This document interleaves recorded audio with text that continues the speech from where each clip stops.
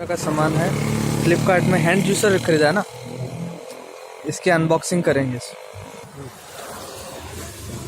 315 तो 400 और 100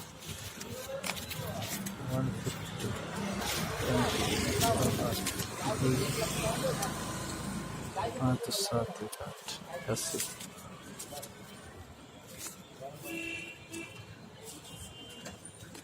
और 5 रुपये नहीं है तो 10 रुपये दे दो।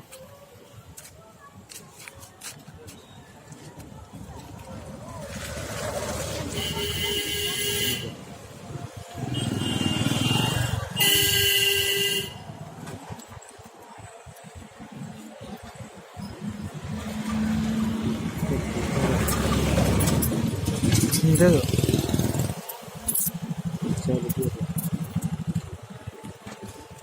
चलिए अनबॉक्सिंग करते हैं हैंड जूसर की।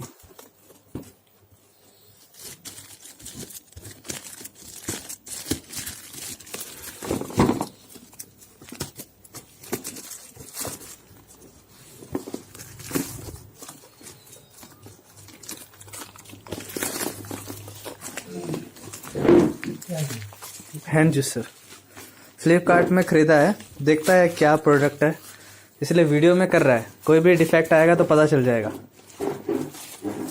वीडियो में अनबॉक्सिंग किया है, हमारे पास प्रूफ रहेगा कि क्या सामान में क्या डिफेक्ट है, अगर इन केस निकलता है डिफेक्ट तो।